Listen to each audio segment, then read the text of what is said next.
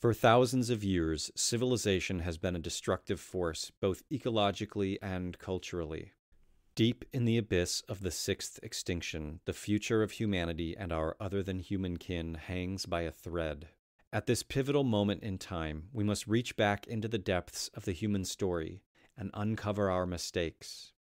I invite you to go with me down the rabbit hole as I seek out the silenced, forgotten, buried, abandoned, and demonized stories and practices of regenerative, egalitarian, place-based cultures. There is still time to reconnect with what we have lost, to restore our broken relationships to the land where we dwell, and to remember the human place in the wild.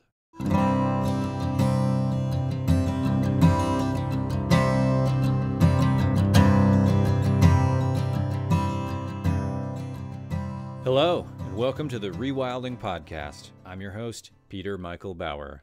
I'm coming to you from Portland, Oregon, the traditional territory of the Multnomah and Clackamas Chinookan people, as well as the Kalapuya, Molalla, Cowlitz, and many other tribal groups whom have lived here, subsisted here, and traveled here to trade and make their living since time immemorial.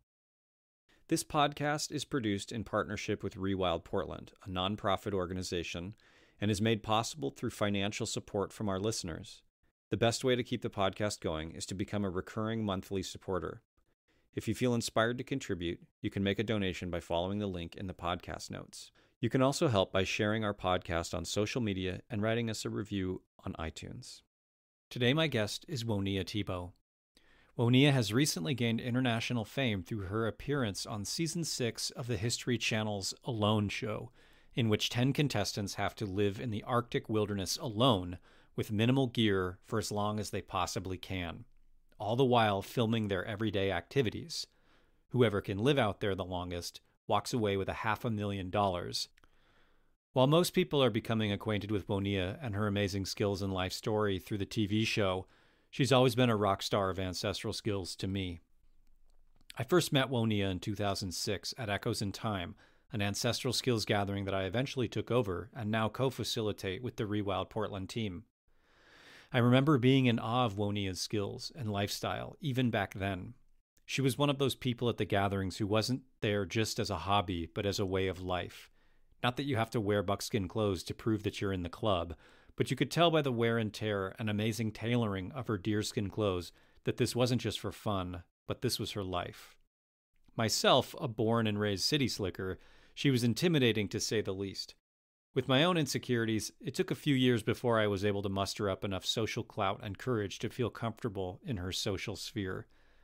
I interviewed her back in the fall for the podcast, but somehow in my inexperience of making these, I lost our original interview.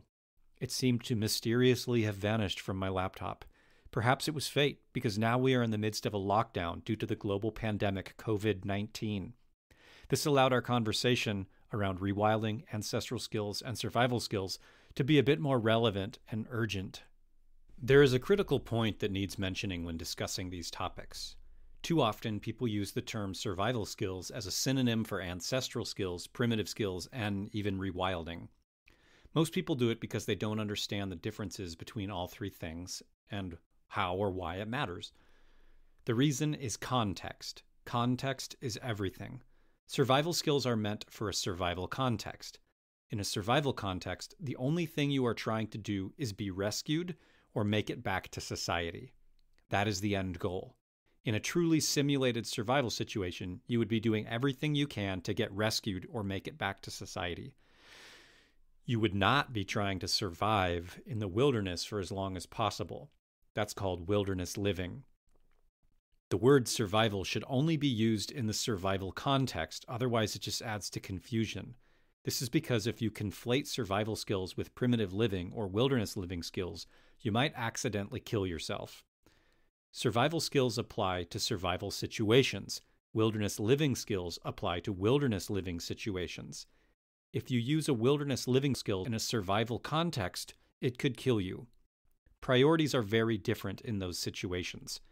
That's not to say there isn't overlap in terms of the skills. There certainly are, but there is no overlap in terms of context. In one scenario, you're trying to stay out there as long as you can. In the other, your life depends on getting out as quickly as possible. Television producers and even members of the public are not aware of this context. It's mostly survival skills instructors who get up in arms about this, but it's because they see the real-world results of television shows masquerading as educational shows when really they're just entertainment with some education, but not necessarily in the appropriate life-saving context. That said, of all the quote-unquote survival shows out there, Alone is my favorite, and I've learned a lot from the participants. But though we generally use the word survival to describe it, it's not really a survival context. It's a minimalist wilderness living experience. Keep that in mind if you watch the show. The following interview contains spoilers for Season 6, so stop listening if you care about that. Woniya came in second place of the 10 contestants. But Woniya has done something very special that no other contestant on the show really has, which has made dozens of sort of behind-the-scenes videos on YouTube about the entire experience from the perspective of a lifelong ancestral skills practitioner. She has a video debrief of every episode. She talks about what she did to prepare. She talks about amazing moments that were cut out. She talks about her life afterward. In terms of storytelling, for anyone who is serious about actual wilderness living, Woniya is presenting the best and most thorough narrative than any other show or person has done that I'm aware of. If you haven't had an opportunity to pore over her videos and watch Season 6 of Alone, I highly recommend doing so before or after, or both, listening to this podcast. Thanks for coming back on the show for the first time. You're welcome. Right now, we're in the middle of this strange pandemic, and I feel like a lot of the skills that you have are the ones that people are wishing that they had right about now. Right? I've been trying to convince people forever, and people are like, nah, irrelevant. And all of a sudden, not so irrelevant. Yeah. I have a feeling that in the next couple of months, the urgency feeling will wane a little bit, but I think that this is going to be a memory in people, even people like me who think about this kind of stuff and think I'm ready for something like this. I mean, this is unprecedented in so many ways, right? And even me realizing, okay, I'm actually not ready for this kind of a thing. Thinking about in times like this with collapse, there's this idea that people have of like, now is the time to like get out of here and head for the hills or something like that. But there's this idea, I think, that people have of somehow they're going to get out there and then survive. And I think that somebody like you have all of those skills that allowed you to stay out there and live in a foreign environment, mostly foreign in a lot of ways, for a long period of time. But even then, if you don't have an established routine and life way out there, it's not necessarily a good idea to escape or think that you're going to like escape, right? So I'm curious how your, like the difference between your like just normal day-to-day life and using a lot of these skills in your normal life, like ancestral skills and homesteading and that kind of stuff, versus the show Alone, and where is the kind of like reality that I think most people would expect from a situation like what we're in right now, thinking like what are the steps they could do to prepare for next time, and what are the things that they can do right now that are more realistic than just like running away and thinking they're going to like make it in a completely foreign place without any established routine of like getting food and water and that kind of thing. Right. Yeah. Great questions. I mean, obviously all very on my mind right now. And yeah, I mean, I think it's absolutely true that just, yes, it feels hard to be in high populated areas and areas where we're completely dependent on these resources, which we may or may not have access to if we're, shut up in our homes. That said, it's not the average person who, is going to just happen upon all that they need out in the woods if they haven't had a lot of time doing it and a lot of skills. And if they're not familiar with the region enough to know where the resources are, much less, the skills to harvest them. That said, this is one of the best times of year if you want to go do that. There are a bunch of animals reproducing right now. There's a lot coming up out of the ground. There's more food and medicine popping up right now than a lot of times of the year. It's also still a lean time of the year and still, cold. So yeah, I mean, I certainly the beauty of, our modern time is we actually have more options to bring things out with us than I did on a loan. There I was limited to 10 items. If I was headed out to the woods right now for a long-term survival situation, I would bring a rifle and ammunition and not a bow and 9 arrows. I would bring more tools than I had then. I would, probably bring a tent. There's all kinds of things that I would do. Yeah, in terms of what I would advise people right now to do, it's a huge list. And I've been, working on making videos, and I have a coronavirus resource page on my website with some of the things I'm suggesting. But the thing with the running away from it all, escape mentality, is that that tends to be a panic and fear-based response. And what's most important to us, like feeling good and healthy and well and taking care of ourselves, is doing things from a place that isn't from a place of panic, but from a place of confidence and wellness. And that makes a huge difference in how your immune system functions. Being stressed and in fear absolutely suppresses immune function. So running off to the woods, finding yourself there, not knowing how to care for yourself is going to be a really, really freaky thing for most people, and they're not necessarily going to thrive. So I don't think it's a great solution for most folks. That said, if I had known it was coming, I might very well have packed up my car with my tent and a few things I needed and planned to weather for a couple months somewhere far out, Yeah, totally. There's an interesting case where you might be familiar with this. There was a Russian old believer family that escaped into the taiga in Siberia to escape religious persecution. And they lived there for like 40 years before they were discovered by some geologists that were going through the area. And it was a wife, husband, and their 3 kids. And they were discovered in the 70s. And within a few years of them being discovered by the outside world, all of them died of disease except for the youngest one, who had been born out there. And she's like in her late 70s now and has continued to live on the taiga alone, essentially growing like potatoes and other crops, and like has a couple of goats and stuff out there. But there's this thing that I think people believe in terms of isolation, that you can escape, or that you can necessarily escape something like a pandemic.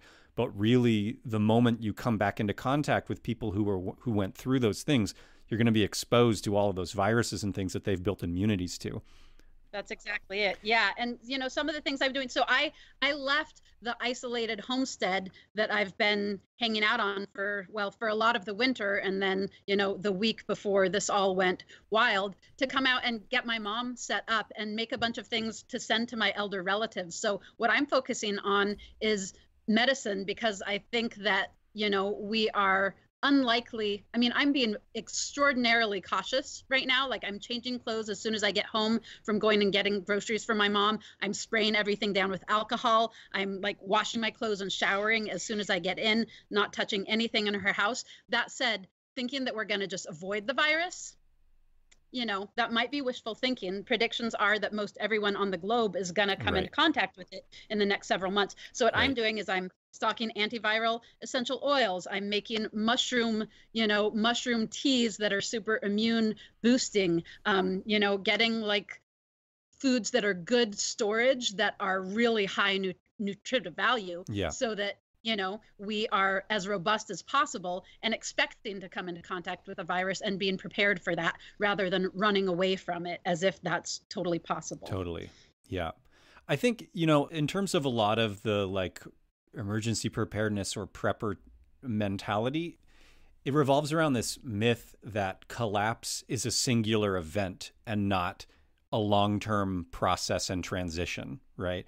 Yeah. And so I think, there's this idea that you can just, if you hoard enough things, that you'll make it through to the other side. But really, it's just a huge historians are going to always argue over when Rome collapsed. When was the official collapse of Rome? So the idea of collapse as a singular event that you can survive through, or that happens in a period of days, is one of those myths that I think just continues to persist in that type of community. And I feel like it's people like us who are working on creating just alternative life ways, because we understand that kind of thing. So I'm curious in regards to your lifestyle. I've always admired the way that you live, and that you have this more rural existence where you've grown all your own food and those kinds of things. And so I'm curious, like, how do you live in a way that you feel makes you able to adapt more readily to this kind of crisis, this kind of immediate crisis in regards to the long-term collapse? Yeah, those are all great questions. And, it's interesting because the lifestyle I've had for the last couple of years is really different than that I had for a really long time before this, in that, like, I actually haven't had a permanent home base since last spring. And I've mostly been traveling and teaching and staying with folks here and there. And I feel really fortunate that a lot of the places that I end up spending time are really rural places on, farms and ranches and places where folks have a lot of those skills. But honestly, I should say that prior to that, I lived on an off-grid homestead community for, over a decade, where I was growing a lot of my own food. I was running programs in permaculture and ancestral skills and, all of these things. And so in that way, something like this probably wouldn't change my day-to-day life enormously. I mean, certainly, I always went to town for some things. It's not like I was growing all of my own food, but those were luxury things. I felt pretty confident that I could be good for a really long time with what I could grow and produce. I was saving my own seeds and raising rabbits for meat and, didn't have a refrigerator. So I was root cellaring and canning and drying and, quite self-sufficient. These days, that's not true. Because I've been traveling so much and not having a steady home base, I'm not putting up as much food. That said, and that's the position I was in. I was house sitting for an elderly couple, not elderly, but older and within the high risk category, when it was clear that this stuff was going down. And I didn't know if that was a place I could even stay. So in that way, what's helping me right now is my long-term relationships. It actually truly is my social connection and, Totally. long time of trust, building family connections with my friends and, plugging into their farm every year for many, many years, to where I feel like there's a place for me there. And when things got rough and I said, hey, everything in my world has been canceled for the next 5 months. Can I stay here and help you guys out? And they said, yes, So in that way, it was my social, the amount of time and energy I put towards maintaining really good relationships that's actually really helped me through this. All that said, had that not been an option for me, I do feel, really capable of weathering things like this, given my entire adult life has been spent on these skills. So I don't think that it's the kind of thing that you can read a few books and watch a few YouTube videos and then feel good about. And I actually put out a YouTube video last week, and I caught a lot of flack for it, that I was calling empowerment, not prepping, with the exact idea that you were talking about. Like, prepping is for like a moment in time, and once you're through your goods, then what good are you? And guess what? Your neighbors all probably hate you because you hoarded things and kept them from having it. And you've completely broken down community, as opposed to work together to support one another. And when it gets rough, that's what we need. And that's what I was saying, is like, not saying don't prepare. Preparation is wise, but I feel like the idea of prepping has a really different connotation. And no matter who we are and what circumstances we find ourselves in, knowing how to make a fire with things we find on the landscape, purify water, find edible and medicinals growing in our landscape, know enough about hunting and snaring, all of those things, and be really devoted to really excellent health in your life in general. Like, I work out regularly, I eat really well, I do the things that support a healthy system, such that if I had to throw my stuff on my pack and hike out into the woods, I feel capable of that.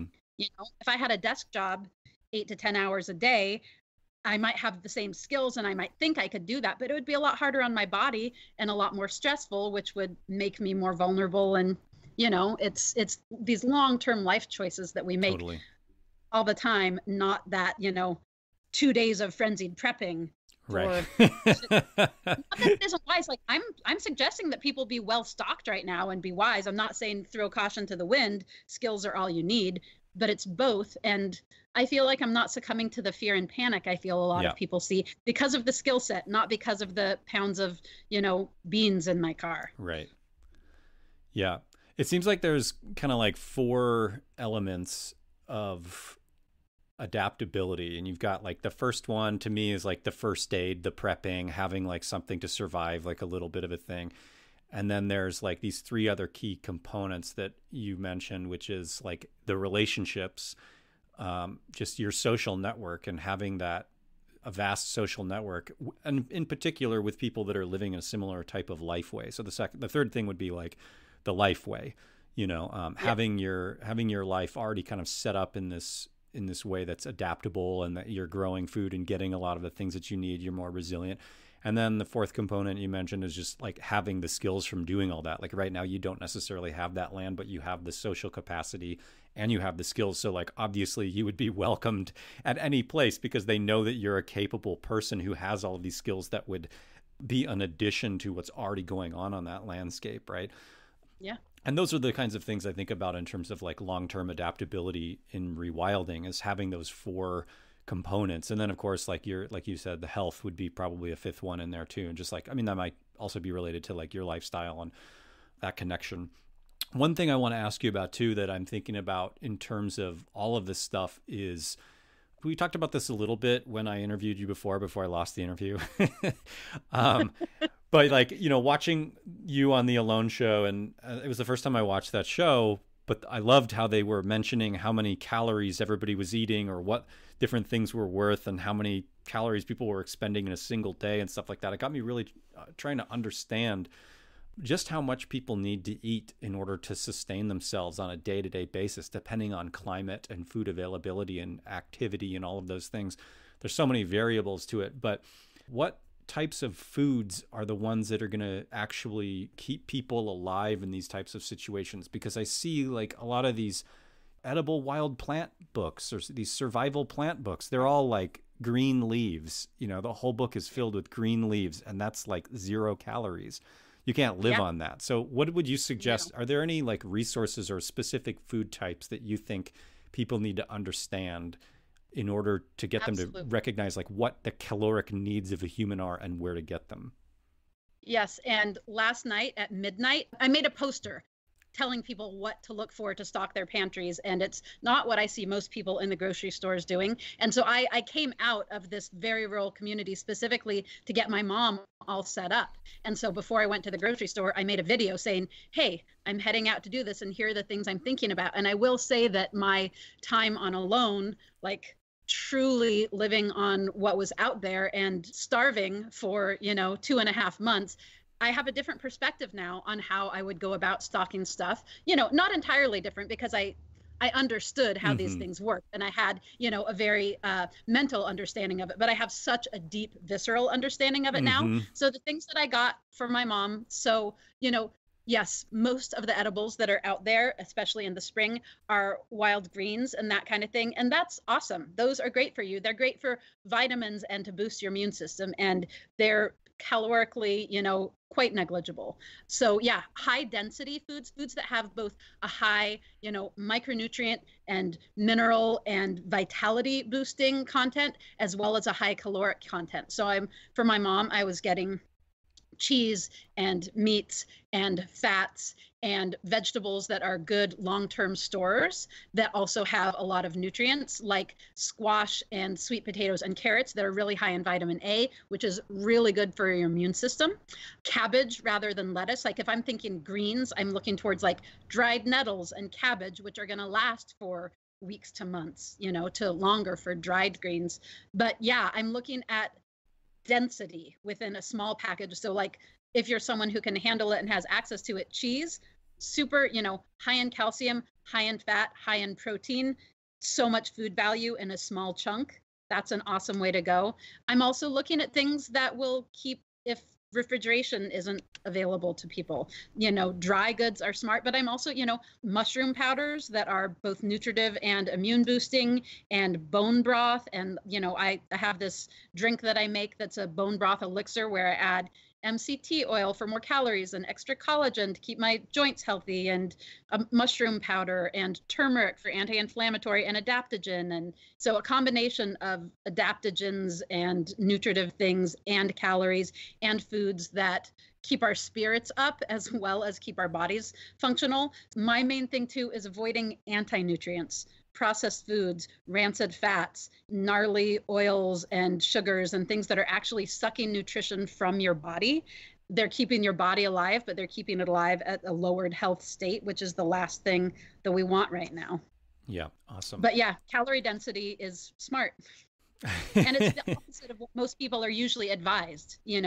That's for when you can pop out to the store anytime you want. I had someone write me saying, what's your advice for staying in keto right now? And I said, I wouldn't advise you to eat keto right now. This isn't really the time for that. It's a stressor on your body, especially if you're just transitioning. I mean, some people say it's great for your body, and I think it's different for different body types, but it's harder to find those foods, and a lot of those foods require more refrigeration or that kind of thing. And a big old bag of rice and beans goes a long way, and it's totally not ketogenic, right? Yeah. It's weird to have a conversation with you now about like the show, because we're in this weird sort of limbo where it's like, will anything be around in 6 months, or or what? Yeah, I mean, I think I put a thing. Because I'm like, I have a YouTube channel, and I was like, I'm going to be giving advice on how to apply for Alone season 8, except that it's possible that the whole world will be Alone season 8, so you might not need to bother. Right. Yeah. Yeah, it's interesting. So it feels like sort of a cognitive dissonance or something to be like talking about some of this stuff. But I'm assuming that within 6 months, things will have, at least whatever level they're at, normalized in the new collapse or the new phase of the collapse that we're in. Again, thinking of it as a process or a transition and not a singular event, although all of these events add up over time. But say there is another season or whatever, we can talk about some of that. But I'm curious why you went on the show to begin with. Yeah, absolutely. This is such a fascinating, pivotal time to be talking about this stuff, because I went on the show largely to expose a world of people to my approach to the skills, because I feel like so many people were so deeply deprived of connection to the landscape around us and a direct connection to the resources on which we depend. And I feel like there's something inside them that gets that and feels something missing, and they try to get it vicariously through these survival shows that are like, oh, tough guy, and I'm gonna just jump in this river and float down it, and doing things that are not wise survival things, or not reality, and just like playing up the extreme and the drama. And I wanted to do the show. Well, one thing is that they approached me. I didn't apply for the show. It was totally not on my radar to do it. But the way that it landed and I was approached, and the time in my life was right as I was recognizing that I was ready to be seen in a bigger way, that I've mostly been preaching to the choir, teaching these skills at, gatherings where people are coming for that, or people who already know they want this. And I was invited to do the show, or invited to apply, and felt like I could bring this different approach to survival to a world of people who desperately needed that. And so much of my work, through all the teaching I've done, and in recent years through my business Buckskin Revolution, has been trying to show people why this stuff is relevant and important in our modern world. And that was a big reason why I did the show. And now all of a sudden the coronavirus is doing what I've worked my butt off for decades to do, not enormously successfully. And all of a sudden, I ran into a woman, because I'm in my hometown right now, which is the town that they had me listed under on the Alone show. And as I'm like filling my cart with groceries so my mom doesn't have to go out for the next, weeks to months, this lady's like, are you her? Can I take your picture? And you were so inspiring. And it's so ironic again, because it's like, I was trying to inspire people with why they want these skills right now, and why it matters to know where your resources come from, and have more capacity to, get what you need from the landscape right around you. Totally. Yeah. So it was that, and it was also to represent ancestral skills and women and nature connection, and coming to survival skills from a place of beauty and connection and joy, and not like the grueling suffering, like this is the hardest thing I've ever done, but dang it, I'm gonna do it and kick its butt, like. And I see that that's happening right now. People, I saw someone post a get ready for survival, get ready for corona, with a picture of them holding an axe. I'm like, what, you're going to chop the virus into? This is not the time for that. This is the time for community, and community at a distance, but bolstering one another and supporting one another. And right now, we're in the crucible, and the world as we've known it is being melted down, and it's up to us how we reform it. And do we want to reform it like Mad Max, or do we want to reform it like the fifth sacred thing? You know, Totally. like, do we create beauty, or do we create chaos out of this? And my choice is beauty, and I'm trying to do as much as I can to put that into the world and encourage people to hold it in the healthiest way. Yeah. While also acknowledging it's a big shakeup and a challenge. Yeah.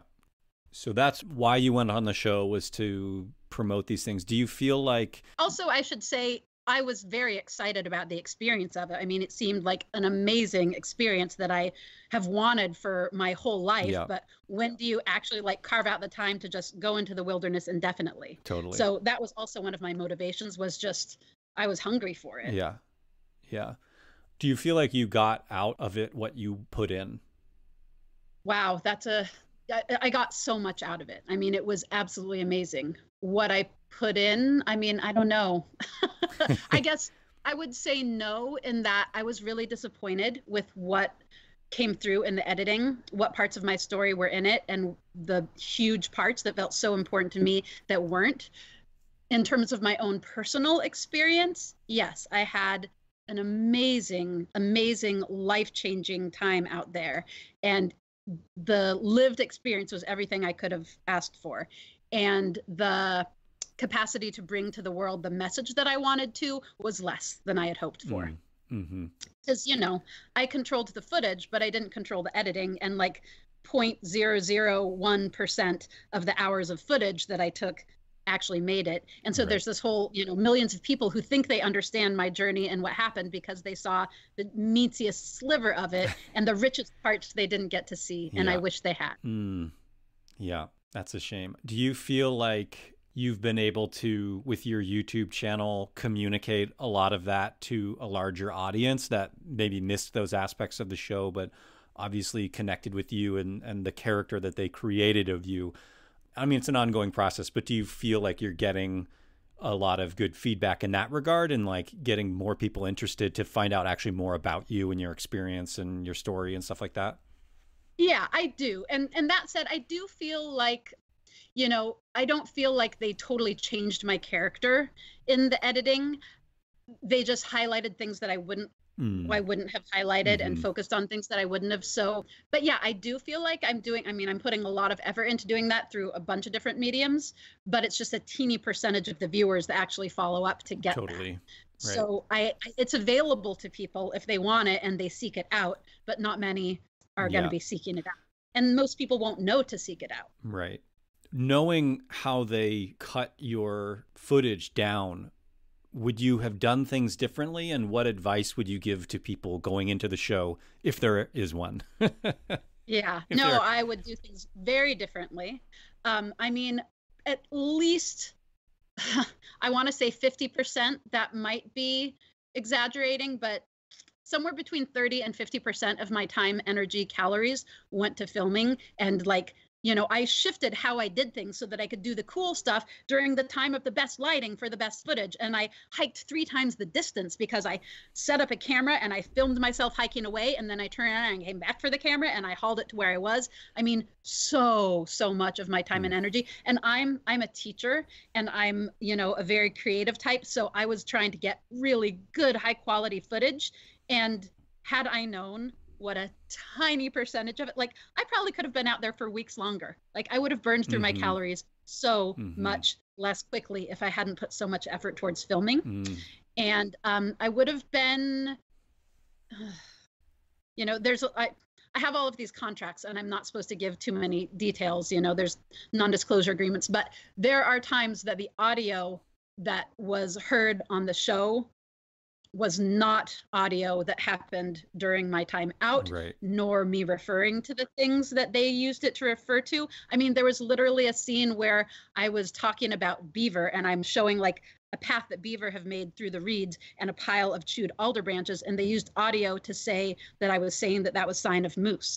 Anyone who knows wildlife know that moose don't actually chew up a little pile of branches and make a raft of them by the lakeshore. But they had the audio making it look like that's what I said was happening. So some of it was stuff like that where I'm like, oh, really? You kind of make me look like I don't know what I'm talking about. Yeah. but probably, the people in New York who were editing maybe genuinely didn't know either. But then there was some stuff that was from like interviews, before and after that became voiceovers that weren't relevant to what I was doing, or not things that I would have said had I not been asked leading questions. Right. Yeah. Interesting. So, yeah. TV. Yeah. Of all the shows out there, I did alone because I knew it was most legit, because there's no camera crew and it's just us and there's no one telling us what to do and then filming it as if it's what we would have chosen. That said, they can take a lot of liberties even with all of your totally legit footage. Yeah. With filmmaking, they have a saying that, a movie is made 3 times, first in the script, second in the filming, and third in the editing. And I think the same is true of a lot of this kind of stuff where, the script in this regard would be those leading questions that they ask you before you go out, and then the footage that you take would be the filming. And then obviously in this, it's definitely a lot of the editing.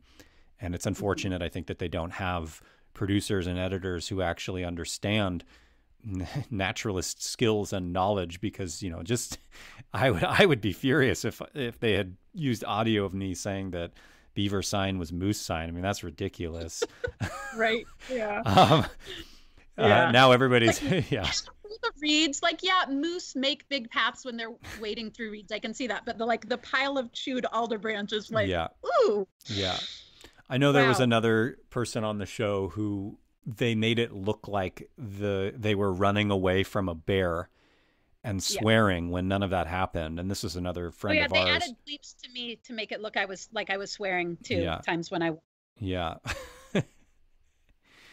So what have you been up to since you've been off the show? I mean, you couldn't talk about it for a certain amount of time. Now that it's been aired, it's been several months. So what were you doing during the time when you weren't allowed to talk about it? And what have you been doing since the show, post the show being on the air? Yeah. Honestly, my recovery process was lengthy and fascinating. So for the first, there's a lot of waves of adjusting back, but that level of, 1, starvation, 2, social isolation, and 3, to me, living in this way that was so beautiful and connective, and being plucked up from that literally by a helicopter and set down in the emergency room in a city, under fluorescent lights, and, the transition, physically, mentally, emotionally, was a lot. And so the first many months, I feel like we're just recovering and coming to grips with it all, and doing a lot of processing and a lot of mourning for me, leaving that life. And, it was the most beautiful string of days in a row I've ever experienced in my life. It's been my ideal to live that way. And I didn't get to stay, and I don't want to leave all human connection to go and do that all the time, but it was hard coming back to the world. And so, for the many months after, I was processing and healing. And also, because so much of my mission was to share inspiration and skills with the world, I put a lot of time and energy towards being ready to do that. And so, I started a YouTube channel, and now I have a Patreon membership too, where I put out more content through Patreon. And I've been working on, I have 3 books that I'm working on simultaneously right now, getting a logo and getting my website a lot more polished, and beefing up my teaching schedule, and considering online classes as well as in-person classes, and doing all of these things to take this exposure that I've had and give people somewhere to go with it, and ways to plug in and learn it. So that was my major focus when I got back, between healing and just getting ready for that exposure. And now I've been kind of in the grind of that for a while. It's still what I'm mostly doing, but it's been a little disappointing, the degree to which, people were excited and inspired, but not a lot of follow up with that. And I think too that I wanted to have that out there for people, but I also had hoped that it would feed me and my world more too. And it would help me to actually make my living from the things that I love and I'm so passionate about. And that hasn't really come to pass. I like part of why I haven't had a place to live is I can't afford rent right now because I'm so much of this content out there, and I'm not getting paid for the vast majority of it. Yeah. And it's not going to be sustainable to do that forever unless things shift. So I've been in this kind of like reckoning process and feeling like it might be harder than I had thought to have it be sustainable. And it's kind of like an endurance game right now. If I can keep myself together, get this content out there until potentially it reaches, like my books are published, or there's a way that I actually get more of an income from it too. And I had been super gung-ho for the first year, and then I went through a period of this winter where it's like, it might not work. I might have to seek other avenues, you know. I don't really know. So in that way, my time since coming out of alone is probably really different than a lot of people who aren't as motivated as I am to really take this and run with it and give this big gift to the world, which I've always been teaching, but I was doing other things for money as well. Totally. So yeah, it's been, I'm not sure to what degree this is true for other folks, but because this was my, passion and career for a long time beforehand, but not necessarily my major living, the whole process has like the whole last 2.5 years of my life have been completely taken over by the alone experience, between the prep for it, the experience of it actually being on air, and, dealing with all of like thousands of people writing me, wanting energy and time and attention and interaction with me, and 35 members of my Patreon team who get like all the interaction and back and forth and private videos and whatnot. But, out of thousands of people wanting a piece of me, 35 of them are giving back to me in a regular way. And that's been disappointing. Yeah, I understand completely. I guess, I'm sure. Yep. Yeah. So it's been a whole bunch of stages of like reorganizing my life around it after. Like I definitely feel right now, it's only been, a year and a half, but I feel like there's, a BA and AA in my life, before alone and after alone, because it's changed so many things. When I was doing the Urban Scout project and I got like all of these newspapers writing about me and these different things, it was such a weird thing to realize that fame doesn't really mean shit financially,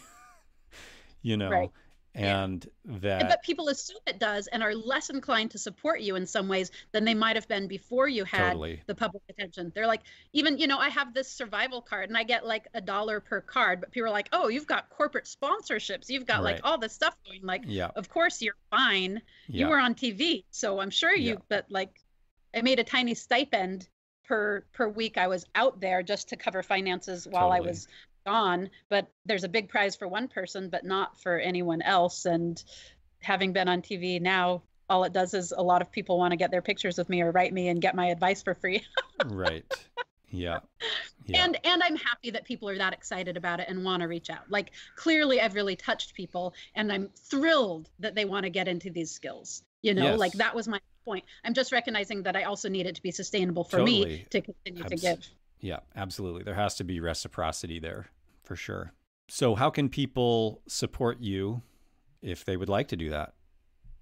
Yeah, well, 3 weeks ago, I would have said, sign up for one of my classes that I'm going to be touring the country, and like my first time ever in Europe and going all over and teaching. So I might have said that a couple weeks ago, but Patreon is one of the best ways at this point, anywhere from $3 or more a month. And that gives you access to so much more content and, all kinds of other benefits between, like physical goods, stickers and my tools and that kind of thing, discounts on classes and more videos and early access to my YouTube videos. So, subscribing to my YouTube, watching my YouTube channel, Patreon membership is the biggest thing, but also, I have a website and I have buckskin tools that I make and sell there. So all kinds of things that I offer on the website. And, I'm working hard to put out more content, and hopefully I'll have a couple books at least that folks can buy in the next little while. And my Patreon members get early access to all of my writings as well. And right now, being one of my Patreon members is the only way to get my Buckskin Revolution book, which is in the editing phase now. Awesome. I'm going to shift gears here. I'm looking back at some of the older questions that I asked you from our previous interview that I'm like, oh yeah, that was a good question. Sure. So on the show, like in the the alone experience being out there, were there skills that you had practiced that you were like, oh, this is actually a useless skill that I'm not using at all? I wish I had spent more time working on this skill than that skill, or that kind of thing. I mean, I didn't do any skills practice for going out to alone because I was working so hard to make all of my own gear to go out on it. What I did do is I watched some YouTube videos and I read some books. I did go on a couple fishing trips with a friend of mine who's an ichthyologist and like taught me a lot about the life cycles of Arctic fish and that kind of thing. But I didn't do very much of it. And, you know, but I've been doing it for 25 years, Sure. A lot of those things. So in that way, had I had it to do over again, I didn't start really preparing for it right away because even though there was a really good indication that I would be invited to be one of the 10 people, I didn't bank on it until I actually knew. And I would have just started prepping sooner. Mm-hmm. And I would have had different priorities in terms of the gear that I made. I spent a lot of time doing this beautiful plant camouflage wool jacket that it was too cold to wear past a couple weeks in, and like knitting beautiful sweaters, one of which wasn't even finished enough for me to wear while I was there. I would have done more trapping practice, specifically. Trapping was my weakest skill going in, and it ended up being the main thing I depended on. And I didn't have snare wire with me, so I was really handicapped. Yeah, those are the things. I think that I had really well-rounded skills in everything, like construction and material world wise, in terms of canning hides and weaving baskets and making containers and fire and all of those skills. Absolutely, I felt really confident in. And trapping and fishing are not my strong suits. And fishing wouldn't have helped. Like, I'd like to say, I wish I'd put more time towards fishing, but I wasn't in an area that I was going to be able to get fish regardless of how skilled I was. Right. The other two women, they were also in places without fish. They're both professional fishing guides, and they didn't catch any fish either. So as it turned out, it wouldn't have helped me, but I wish I had more skills in that way. Trapping would have, I feel like I did super well given what I had. And in the area, I was in a not particularly resource-rich area. So that makes me ask another question, which is how much of the show is based on just luck? Huge. It's huge. I mean, one of the main things people live on out there is fish. A bunch of us didn't have fish in our locations. In fact, none of the women had fishing locations. So, and I had neither big game nor fish, nor super numerous, trapping options. I mean, I could have been getting a lot more if I had had snare wire, but yeah, no, the location is huge, and there's no way for the viewers to know how limited it was. My friend Ray, who I met through the show, he was on an island, so he had no chance at big game wandering into his area, and he couldn't, we all had restricted zones such that functionally it was like we were in islands because we couldn't leave them, but things could come to us. And Ray, that wasn't possible, and the viewers never even know that. Right. So the viewers really don't get a sense of how huge location is and how dramatically different the resources are. Yeah. And as it happened, Jordan is amazingly skilled. I would say, definitely one of the most skilled people that's ever been on the show. He also happened to get a cherry spot in terms of resources. There's no way to say how much of an influence that was. Totally. But having lots of small game and fish and big game in your area, wow. Yeah. That's a major, gives you a serious leg up. Who are the indigenous people of the place where you were, and what's the relationship between the show and the indigenous people there? That's such a great question. And this was a really, really big one for me because I knew we were going to be on native land.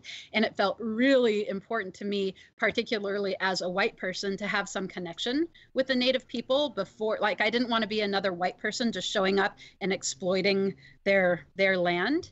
And because of the non-disclosure agreement, I didn't feel like I could reach out and introduce myself and, get their blessing. And as it turned out, the show did that for us. I mean, we met the tribe. So the people are the Diné, and specifically Lutzelke Diné, right there. We had a send-off ceremony and an ancestor ceremony with them the day before we launched. Yeah, they landed a plane in the village of the Little Dene and brought a bunch of elders and youth to our base camp, and we did a big ceremony together for hours before we left. So it was amazing. And Yeah. I mean, absolutely had the stated blessing of the chief awesome. and a bunch of elders. And, yeah, it was wonderful. So I feel like certainly in my season, the show really worked to have a really beautiful relationship with the Native people. And the show that came out in January, Alone the Beast, which I think carried on in Canada, but didn't. It was canceled after 2 shows, or at any rate, only 2 shows were shown here. That one was in the same region, and they actually had the Little Dene hunting for the people who were out. So in that way, clearly, they forged a relationship, an ongoing relationship. Beast had a whole different premise where people were dropped with 0 tools, but with a freshly killed animal, and they were to process it, as best they could. Wow. And it was Little Dene who were hunting for them. Huh. Amazing. So they worked very closely with them, and I was very impressed, much better than I had expected from the show. Yeah, that's really cool.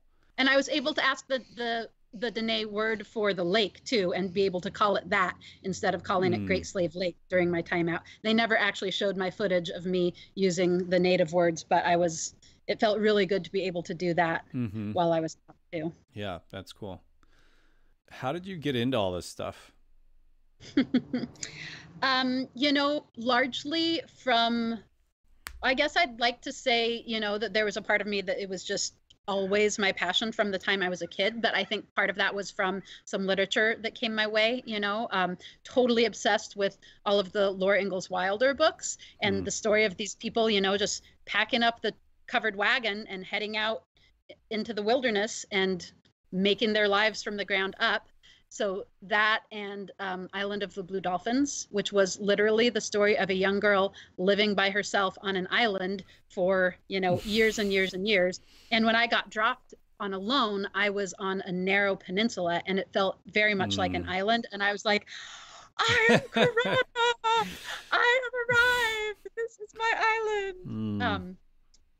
And I was always someone who was deeply connected to the natural world. My parents were in the Sierra Club and took me hiking all the time. And my dad was super into wildflowers and birds. And, my mom would take me on, I'm an only child, so I was always out with my mom and her Sierra Club friends on the weekends. And so that really instilled this love of place and connection to the landscape, particularly of the Sierra foothills in California.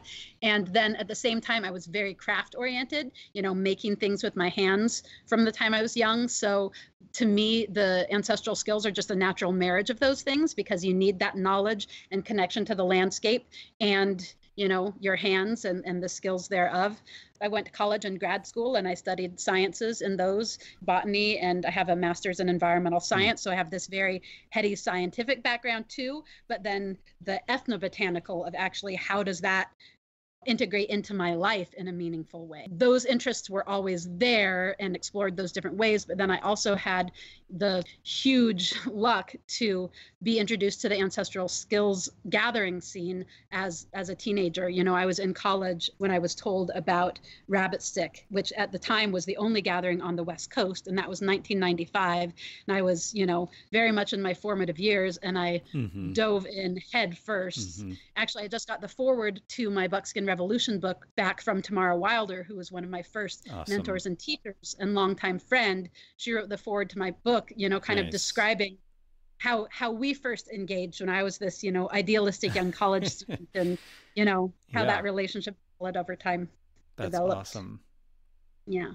Yeah. So another thing that I'm thinking about, and this relates very much so to our current situation with the pandemic, but in a lot of survival school pedagogies, there's there's 4 principles of survival: shelter, water, fire, and food. But the longer you're out there, there's all of these other things that come into that. And one of the biggest ones that isn't really in any of the books that I know of is just hygiene. How do you have good hygiene when you're in those situations, or even if you're just in a wilderness living experience and you're not doing necessarily survival, or even just camping? What are all of the ways that you can stay hygienic or have good hygiene in those situations where you might not just have your bar of soap around?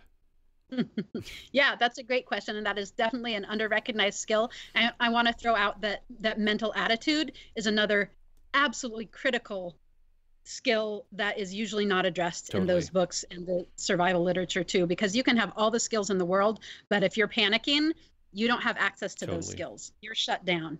So yeah, that's a great point, because I, at 19 and for a long time, I was a dirty hippie, like I was like showers, like I was totally like, I was proud of how long I could go between showers. And guess what? My cuts were way more likely to get infected or like, have like pimples here and there. Like my health reflected my lack of hygiene in those days. So I've really learned over the years that it's not just like a weird societal thing. It actually has a real practical value. And yeah, a lot of my hygiene practices are ones that people might think were weird. Like if I don't have the capacity to wash my hands with soap and water, I rub dirt into them, because dirt is actually probiotic and, and clay is going to absorb a lot off of my skin. And then I can rinse them in water or even use, like vegetation with moisture in it. So I rub dirt into my hands to clean them, which is the polar opposite of what most people would think. But hygienically, scientifically, even, it's a really good option for a lot of things. I took really, really good care of my feet out on a lone. Every single day I stripped them down to bare skin and dried them over the fire. Besides like 3 days, because I had these knee-high socks that I couldn't get off easily without taking my pants off, and it was cold, so I didn't want to take my pants off. And after 3 days of not doing that, the skin on my feet started to peel and crack and get like so critical. Taking care of your body, self-care, is such an important survival skill. And most of the stuff we see is like the opposite. Like, I'm just so tough, I'm gonna brood it out without self-care. We need self-care. Self-care is for wusses. No, self-care makes a huge difference in how well you do there. Totally. Yeah, right now I'm thinking of like, I remember once I was up on Mount Hood doing an animal tracking survey in the snow, and my friend Willem introduced the idea to me of wiping my butt after going to the bathroom with a snowball. Oh yeah. Oh, that's totally. Yeah. So I'm just curious, like, what did you use out there on the show, and what are, alternatives that people could be thinking about right now? Yeah, I'm actually planning to do a video. My hope was today. I'm not sure if that'll happen, but of alternatives to toilet paper. On the show where we were was deep, deep sphagnum moss. Tons of sphagnum moss. So that was a no-brainer. Once it got cold and snowy enough that the sphagnum moss was mostly covered or frozen solid, no, totally, I was using snow. Powdery snow, but if you put it together in your hands hard enough, even powdery snow will stick together, and super hygienic. And you wipe with a snowball until, the snowball stays clean and white. And it's cold. Yeah. It's shocking. It wakes you up. But, like that's a part of your body that's covered and warmed pretty easily, so it doesn't take long to wake up. But yeah, and then scrubbing my hands with snow. Although I did have to be careful because my, long-term starvation and no access to warm, I did get my hands really chapped by scrubbing them with snow. Yeah, I mean, I had by the end just like deep cracks and bandages all over my hands. I'd made a salve really early on because I had horrendous cold sores at first, and so the salve really helped my hands. But so I actually got to where I couldn't wash my hands with snow, but I would warm water and wash with warm water. Awesome. Like whenever I pooped, I wasn't pooping as often as one would like out there, but like for butchering animals, it was mostly with like either poop or blood that I was most conscientious around hygiene. Yeah, totally. Did you, knowing that it was going to snow, did you like hoard sphagnum moss for the future? Not for butt wipes, but I mean, I insulated the crap out of my shelter with sphagnum moss and my bed, so there was always sphagnum moss around. But no, once it was snowy, I used snow. Yeah. Do you think the other animals would have been upset with you hoarding the sphagnum moss? I mean, it's a pretty vast wilderness. It would have taken me a lot of effort to make it. Yeah. But yeah, no, really just the snow worked totally great. And there was something else that occurred to me. Oh, we had some I mean, I stopped bleeding out there, but I had some flannel pads for menstrual clots. I would wash my face with those, like I Yeah. never ended up eating them for bleeding Huh. because, Yeah. yeah. Was that just because of starvation? Yeah. Yeah. Wow. Yeah. What was the effect on your body, like in general? I mean, I know you've posted a couple of videos on that too, and I've watched some of that, but like, how did you feel going in, during, and then after? Like, how long did it take for you to bounce back? Do you feel like you've actually bounced back? Do you feel like your body's forever like afraid of that kind of experience again, or it just has like some sort of memory? Because I've heard that from other people who've done a similar thing. Like, so what was your experience in that regard? Yeah, it's changed a lot through time. I do feel pretty recovered now. It's interesting though, because there were a lot of times at which I was like, yeah, now I'm recovered. And then months later, I'm like, oh my God, what was I thinking? I was still super affected.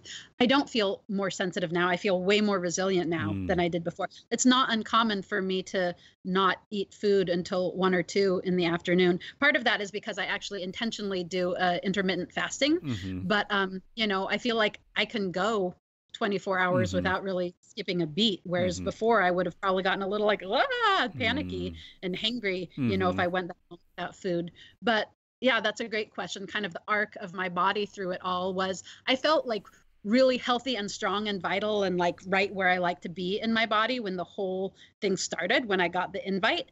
And then once it looked likely that I was going to go, I worked hard to put on weight, and I put on about 20 pounds, which is a lot. I have a small frame.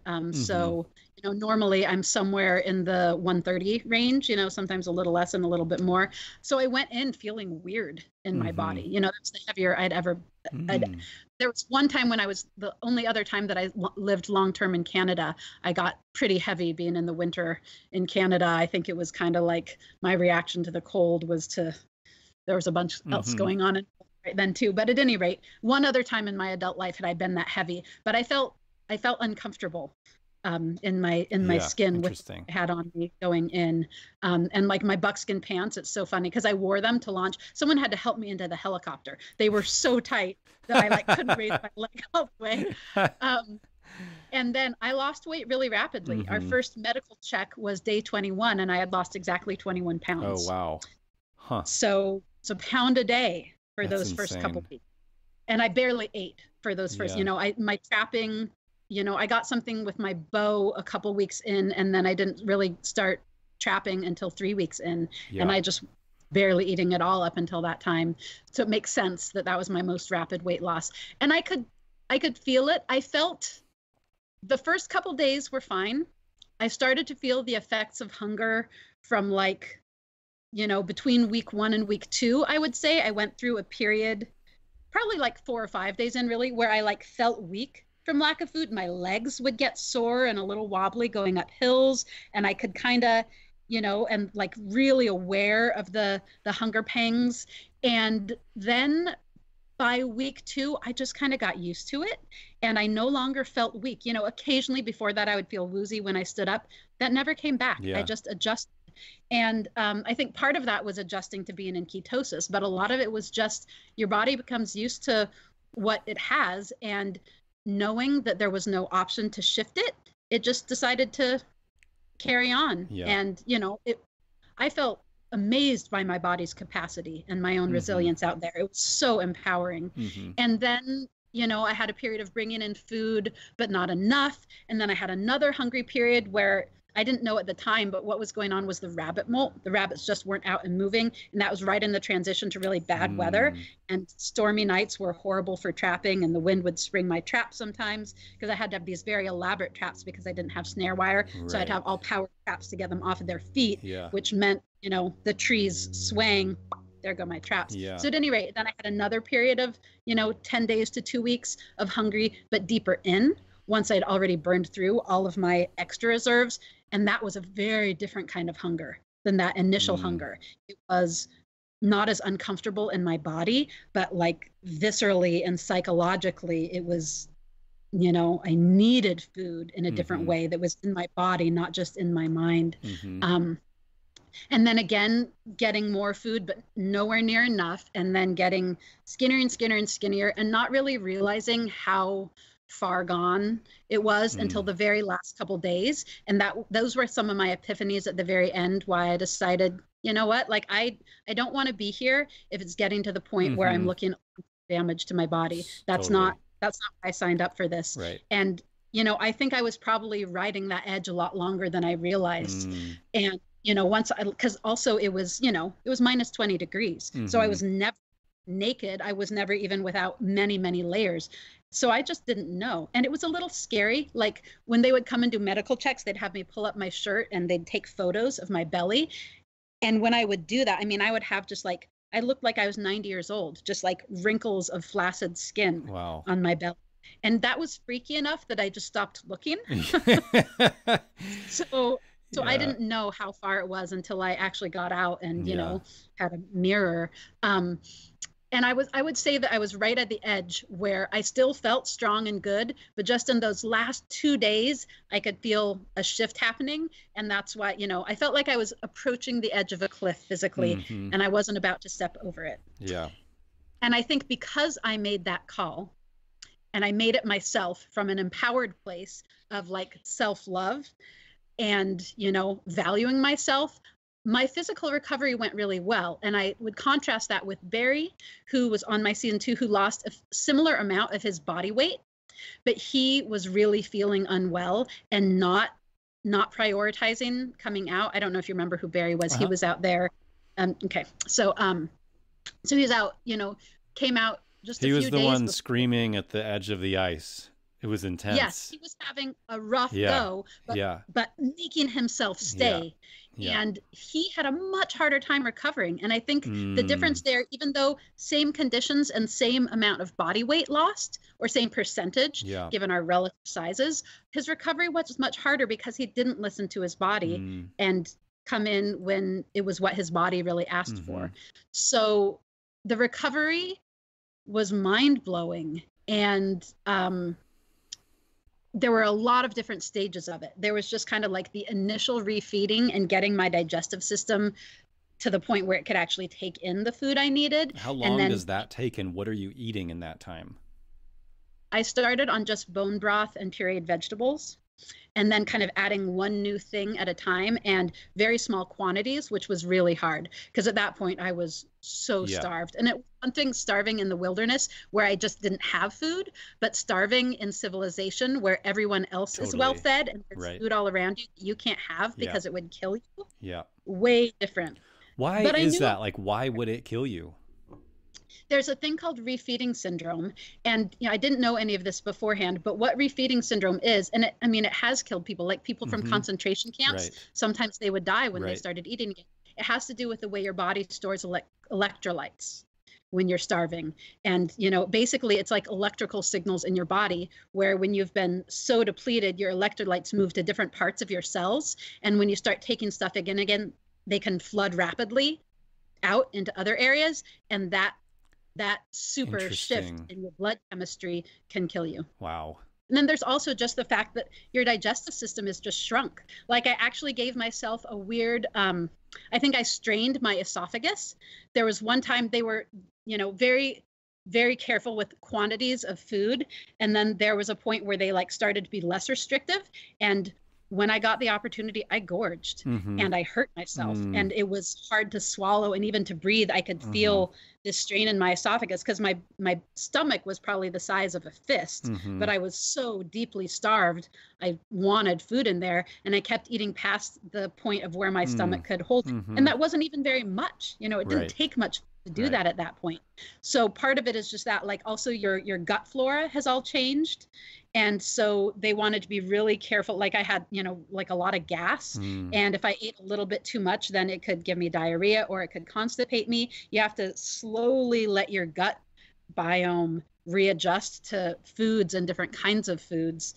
Your enzymes have all shifted. You know, there's a lot of different things going. And then there's this whole psychological thing, you know, like I dealt with compulsive eating for a while after, you know, physiologically I could get satisfied, but my mental, emotional needed this feeling of safety that came with, you know, all the food. And I just, you know, I had an interesting time with whether to try to clamp that down and control that behavior or not. And when I tried to, not let myself eat because I knew it was too much, even though I really wanted to, I could never get out of the compulsive eating cycle. Mm-hmm. And then when I just said, you know what, it's fine, it's temporary, my body and my psyche know what they need to heal. I'm just going to go with it. And I did. And then within like a week, I didn't feel the compulsion to eat more than I needed anymore. But I went through this period of like, I came out 50 pounds lighter. So very, very underweight. And so that's 30 pounds, like essentially 30 pounds under your normal weight. Exactly. Yeah. Yeah. Yeah. Which was right around, like I was like 99 pounds or so, which is, it's pretty small for me. Yeah, that's crazy. Yeah. So, and then I put on some weight right away that was just water weight. And then I kind of stuck there and I didn't start rebuilding very much for a while. And that was even with like eating a fair amount at that point. And then I think my body had done the repair processes it needed before putting on weight. And then I was used to this, like, oh, I'm not putting on weight, eat a lot. And then I started to gain like a pound a day for a while. So I totally overshot my normal weight. And I put it on in the weirdest ways. Like I'm usually, I'm like a roundy person. I've got boobs and butt and, like a waist. And my whole proportions changed to where I still had zero butt, but I had a big belly. Like I had no waist and no butt and skinny arms and legs, but like all of my middle, like I became pear-shaped, which is not my normal shape.